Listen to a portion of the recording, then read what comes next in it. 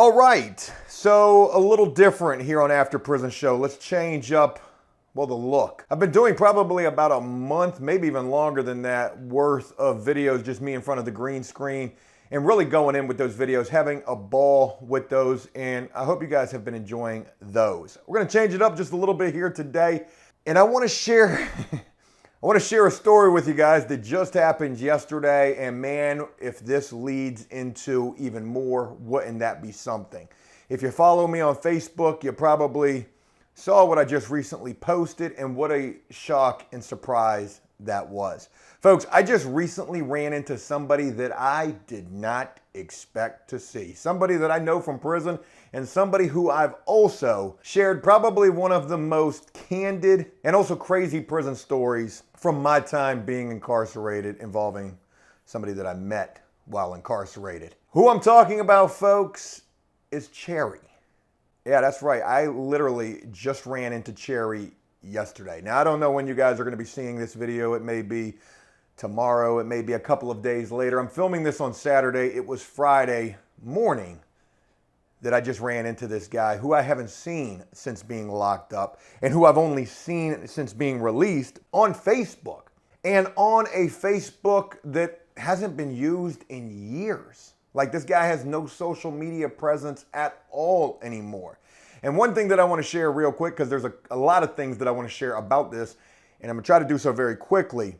But from my own personal experience of dealing with people and working with people, you know, a tell for me has always been, you know, if a person is no longer active on Facebook when they used to be really active on Facebook, that usually is a sign that things are not going well for them, whether they're already locked up again, maybe they've passed away, God forbid, or maybe they're knee deep out there in some sort of addiction. Now, there are other people who just take breaks from social media, and that's a very slim chance that something like that takes place from my own personal experience involving, you know, people who I've worked with in the past. And this is not about anybody in particular, just a little food for thought. So when I see that, you know, at one point since being released, we're talking about sometime between 2015 and now, and those 6 years in between, when I see that a person has been active and quite active on social media, and then boom, for years, 2 years, a year, 6 months, they're just no longer active, it's usually a sign that things aren't good. And again, the only knowledge of anything that I knew of Cherry after prison was what I was seeing on Facebook. But it's been years since he's been active on Facebook. So let me share with you guys this story of how this whole thing came about. Yesterday, we're getting ready to do the landscape job. It's Damon and I share all of the vlog type of stuff over on Joe Does Stuff. However, I don't think there's anything just yet in relation to this Cherry situation over there at all. So just to let you guys know, if you're looking for more on this, there isn't, not yet at least. Maybe soon there will be. And I don't know if I'll put that here or over there. I probably would be better suited over here, right? But I'm not vlogging over here. Forgive me. I'm thinking out loud as I'm sharing this with you guys. We'll cross that bridge when we get there. So yesterday we're getting ready for a landscape job. There's a local 7-Eleven that we always stop at to get fuel before heading out there. And we're stopped there getting fuel. I walk into 7-Eleven. I don't even see him. I hear him. And this is a voice that cannot be mistaken at all. You know, sometimes people will be like, Joe, why do you talk this way when you're doing your skits or when you get around certain folks? So if you think about the way that I talk, like whatever. And really, I'm just putting on and having fun with it. It's not like I'm trying to be disrespectful to anybody it's not like I'm trying to be disrespectful to anybody doing that. It's just the way that I do my skits.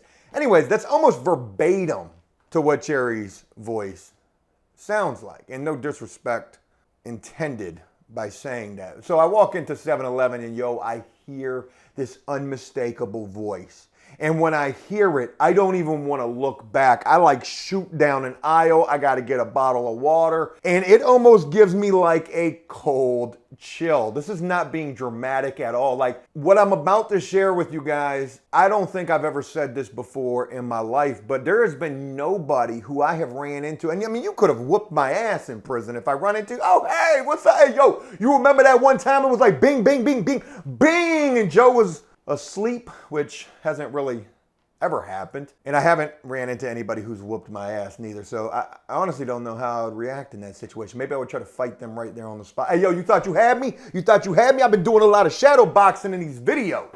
There hasn't been anybody who I've been locked up with who I've ran into out here in the free world who has almost like disturbed me in such a way like what happened when I heard Cherry's voice did. Now, to backtrack for anybody who's watching this like, Joe, who the hell is this dude Cherry that you're talking about? I did a video, I mean, I think I've done 2 videos on this, or I've addressed this story probably a few times here on After Prison Show. There was this dude named Cherry who I was locked up with. Briefly, let's run through this. There was a dude named Cherry who I was locked up with who was batshit crazy. Dude used to talk to himself a lot. You know, kind of a bigger dude. Not huge, but, you know, a stocky-esque type of a dude. And again, that batshit crazy thing is something to really latch onto right there because them the type of dudes you don't really want to mess with. Now, I didn't really have any interaction with Cherry while locked up. We were at 2 different prisons together. And we were at Haynesville first, and then we ended up at Indian Creek. But while at Haynesville, we were in the same building. At Indian Creek, we were not. And at Haynesville, he used to sleep a couple of bunks down from me. And this one day, I'll never forget this dude just talking to himself. And sometimes he would go into like these rants, like getting a little louder with it, talking to him. Yeah, you know, yo, dude's having a full-blown conversation with only himself. And this one particular day, he's going in and going in and going in. And then he finally starts talking about this white boy. And the fact that he touched this white boy's butt while he was asleep. Now, I don't know that he was talking about me per se. I assumed that he was because I think I was like the only white dude right there on that row. And I was most certainly the only white dude right there in the hearing vicinity, or maybe the only one who was kind of paying attention to what this dude was saying. But for whatever reason, he started saying this. And I don't know if this was like an intimidation tactic. I don't know if he was just with me. Like, I don't know. Can I honestly say that this dude touched the Junes while I was asleep in prison? Like he said he touched those of some white guys while the guy was asleep. I don't know. Maybe it happened. Or maybe, like I said, I'm not even trying to justify this or spin this in any type of a way. It's just, you know, these are kind of things that I think about in hindsight at this point. But it was disturbing nonetheless dealing with that while locked up. And that was the end of that. It wasn't like this was anything that carried over. It wasn't even like this was anything that anybody ever even really heard and was like, damn, yo, hey, Joe, hey, boy, you sleeping like this, though? You sleeping on your back? Because if you sleep on your belly, some other prisoner might attack. You know, it was never carried. Nothing ever came of this, I guess is the short of it. So from there, I kind of really knew like, hey, look, I'm not going to, deal with this dude while locked up. I mean, he's crazy, number one. That's the number one thing. And then he potentially might have touched my butt while I was asleep. So it should come as no surprise that when I walk into this 7-Eleven yesterday, it was disturbing as when I heard this unmistakable voice. Now, mind you, I'm wearing a mask. I shared a picture. Matter of fact, let's just share. I don't want to share the pictures just yet. I shared a picture that I took yesterday, and I was wearing the mask, and everybody was like, damn, Joe, I thought you got the vaccine. Why are you wearing a mask? Yo, because 7-Eleven still has the sign on the door that says wear a mask. But I share that simply because of the fact that once I grabbed that bottle of water and I could still hear this voice going and going. I mean, this shit like almost gave me PTSD. It almost gave me flashbacks of being in prison and like the chaos. Now, mind you, 7-Eleven, for whatever reason, was booming this Friday morning. And I don't say this to be disrespectful at all. You've got a lot of homeless folks that hang out up there, or drunks or drug addicts who are gonna like bombard you as soon as you in the parking lot. Hey, stick man, hey, you got a cigarette? Literally, this happened yesterday. I don't smoke. The guy next to me pumping gas, I guess, was smoking. I was trying not to pay this no attention. Could have blew us all up right there. But I did see the homeless dude because I got to keep, or the guy that was asking for the cigarette, I had to keep him in my peripheral because, yo, you don't know what people is gonna do. So he's walking up to the car beside me, asking for a cigarette, smoking a cigarette. Hey, yo, stickman. God, it just looks so cringe these days, ever since it's been almost a year that I quit. Hey, yo, stickman, you got a cigarette? I'm like, yo, you can't even make this type of shit up right here. I was getting like PTSD flashbacks of being locked up and just the chaotic nature that a housing unit, cell block, or any other part of a prison is gonna be. I got the bottle of water and I'm walking to the cash register and I'm trying to figure out where the voice is coming from, and it doesn't take me long because it's right there. He's right there carrying on, talking to the two women who are both working as cashiers in there, and they're both laughing at this dude. Because he's kind of funny, I guess, you know, or maybe they're laughing at him and not with him. I don't know, but I kind of cut my eyes to this dude just briefly, just to 100% confirm that this is, in fact, the elusive Cherry. I cut my eyes just briefly, make contact. It is, in fact, Cherry. And no bullshit, he was already keyed in on me the whole time. So I cut my eyes at him and I'm like not even trying to worry about this. I got a little bit of panic creeping in. Joe, you're soft. Call it what you will, but I'm gonna call it what it is. Like I said, I ain't ran into nobody who's, kind of been like disturbing to run into. And maybe, I don't know what else to say about that, but I didn't really want to interact in this situation per se. And I didn't feel like I was gonna have to because I was masked up. I was like, yo, there's no way this dude is gonna recognize me at all. And no bullshit, I cut my eyes like 2 more times, and on that 3rd time, dude was like, hey yo, hey boy, hey yo. And at that point, Joe went straight into prison lingo, prison accent, like I was right there. And here's the kicker to this. Like, I don't even think this dude knows my name. We never had never had no kind of association in prison. Passing each other, in passing, was the most that we knew of each other. So I'm kind of blown away by the fact that this dude could recognize me, or maybe thought I was somebody else, or whatever the case may be. Maybe he just recognized me as anybody who he was locked up with, just some guy that he was locked up with. And I kind of feel like he was using this as like cool points for the women in the 7-Eleven who were working in there, because I think, as he's making them laugh, he's probably shooting his shot, right? So he sees me, yeah, hey, what's up, man? What's up? And I immediately, I tense up, I freeze up, but I gotta go. So I'm like, I gotta go with this. So I'm like, I pulled a phone out. I should have recorded this. However, I didn't want that to seem so weird, right? But instead I took these pictures. I took these pictures right here. You can see I got the mask on in some of them, mask off in other ones. We're laughing and carrying on, and yo, it looks like just 2 old chums catching up right here, right? But I don't really know this dude, and he don't really know me. And aside from that, I never expected to see this dude, and I never expected that it would affect me in such a way that it did, right? And I'm not making no big deal out of this like I'm some sort of a victim. Let's just cut that BS out right there. It was just strange to me that I was like, oh shit, there's Cherry. I wonder if he's seen those videos that I've made of him. That would be interesting. But to move on with this, we take these pictures and we're talking, and I really wish that I was recording this because I'm going to share this with you guys. I was kind of uncomfortable in this situation. Maybe you can't tell it from these pictures. You probably can't. But I remember asking him twice, so how you doing, man? Yeah, oh shit, yeah, what's up, man? Oh, damn, yeah, so how you doing, man? And that was a flag for me right there, or a sign right there that I was definitely fumbling with this. But I did good with it overall. And a couple of things to take from this. People were like, oh my God, Joe, you've got to get him on After Prison Show. I might, so we'll get to that in just a minute. I didn't get a phone number from this dude. So when I pull out my phone getting ready to take these pictures, you would have thought, damn, Joe, you should have exchanged numbers. What would that do for the views of After Prison Show? Get Cherry on here. I mean, I'm thinking about it, and that's just being real with you.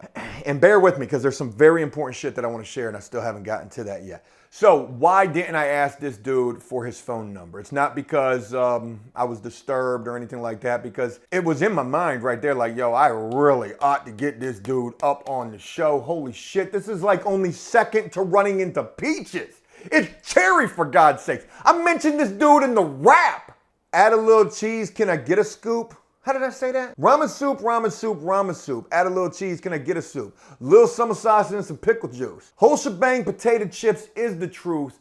In prison, don't sit with Cherry, dude. Ramen soup, ramen soup, ramen soup, ramen soup, ramen soup, ramen soup, ramen soup. Can I get a soup? Add a little cheese, can I get a scoop?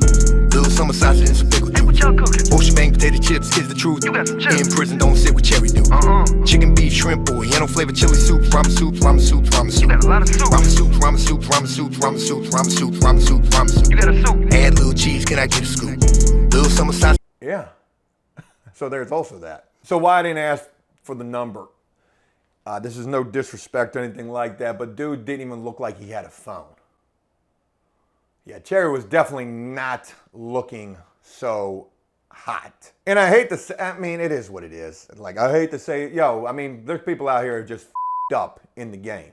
It's 9 o'clock in the morning. Dude's breath smelled straight of alcohol. You can't tell it from the pictures that I took here, but he was looking down and out, to say the least. Didn't ask me for no money. Didn't ask me for nothing. Had it been a different setting, possibly outside of the 7-Eleven, could have been a totally different situation. But mind you, as I'm asking him, hey, what's going on, man? Hey, how you doing? You know, he's hitting me with, yeah, you know, man, boy, I got that trucking company. I got a trucking company. Yeah, you know, I got a trucking company. Hey, that's you right there. You doing the landscape? Yeah, I'm trying to beat the rain. And maybe he does got a trucking company. Shit, I don't know. Maybe he was just waking up. And that's why he was looking as rough as he was. He didn't look like he had a haircut in some time. And I hate to be stereotypical or judgmental, and I'm simply just calling it the way that it appeared to me. So I didn't want to ask for a phone number in the setting that we were in and run the risk of embarrassing this dude. So I just left that alone. However, I mentioned, you know, what if we tried to get Cherry on the show? Before I get into that, I want to mention something else that I haven't addressed. You know, you probably noticed as of late, the last couple of months, it's been Joe in front of the green screen just carrying on. I read a comment yesterday, as a matter of fact, somebody said, damn, Joe, how long are you going to do this for? You think you can carry the show on your back? Well, I've carried the show on my back for 6 years, 5 years, however long it's been. You think you can carry the show on your back just sitting in front of the green screen? This is boring. Get back to doing interviews. Simply put, if you haven't noticed, I have socially distanced myself from everyone. Everyone. Read every name between them lines. And it is no disrespect or no issue or no drama. It's just what I've chose to do. I think over the course of the years that we've featured people, big stories, all the crazy shit, and all of the bullshit and drama that has come along with it, and it's just been a constant, continuous cycle, I've gotten just so burnt out. And at some point, you really got to get selfish and just say, you know what, I need to focus on what's best for me and my thing. And After Prison Show is my thing. So no disrespect to anybody. I wish everybody well. Will we get together in the future? Yeah, probably, hopefully, maybe. I don't know. Maybe not. I wish everybody well. Joe's just taking a people break. Except in this one particular case, I'm willing to make an exception to that. Because I know. Put Cherry on camera? Oh my God. And if he is down on his luck, let's just... And if he is down on his luck, maybe the money that I'll pay him from doing these videos might help him out a little bit. Who knows? I can see that being an absolute shit show like it's been in the past. But you never know. Man, Cherry telling some war stories, that would be interesting. But how am I going to do that? Because I didn't even ask him for a phone number. And I don't even know if he's got a phone. Well, I do know where he frequents at. This one particular 7-Eleven. And I do know that there's some females in there that he fancies. So either one, next week, I'm going to start this whole series, Finding Cherry. I mean, it's just an idea. Maybe we do this. And I'll just be doing a stakeout of a 7-Eleven, waiting for him to go up there. And then there's also the women who work in 7-Eleven. Maybe they know where he's at. The bottom line and the conclusion to all of this is, wow, ran into Cherry. And damn, that was kind of uncomfortable. You know, as we were chopping it up right there for the brief moment, maybe spent like 2 minutes right there, you know, he was just so happy to see me. God, this just sounds horrible. He was just so happy to see me, right? And I don't know if it was because he was still drunk, because did I mention he had the smell of alcohol in his breath at like 9 o'clock in the morning?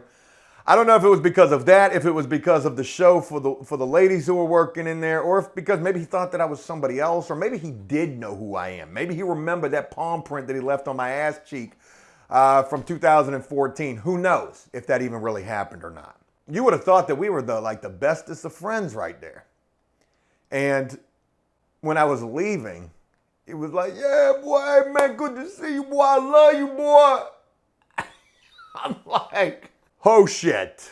We got to get him on the show. What would we even talk about? Can you imagine the video? We need to have a talk. You and me, Cherry. Cherry, I don't know if you even remember who I am or not, but there was this one time when you were talking to yourself, and then like, how would I even bring that shit up? Cherry's reaction to the videos, my God. Say After Prison Show's dead one more time. Look, I would much rather hang out in my shed like I'm making meth out there, and I kind of am making that shake and bake with these videos, than to dive down another path that could potentially turn into the shit show that it has in the past. But like I said, maybe in this one particular case, it might be worth exploring. You guys let me know what you think of all of this. And I'll wrap this up by saying I'm at the very least going to keep an eye out for Cherry, if not go on a full-blown stakeout to try to find him and see if he'd be interested in doing this. But we'll just have to wait and see. And I'll leave you guys with that. Have a great one. Thanks for checking this out. Leave a like and a comment letting me know exactly what you thought about this. And as always, until next time, enjoy life, the free world. Never take a moment for granted and make the most of every day. Peace!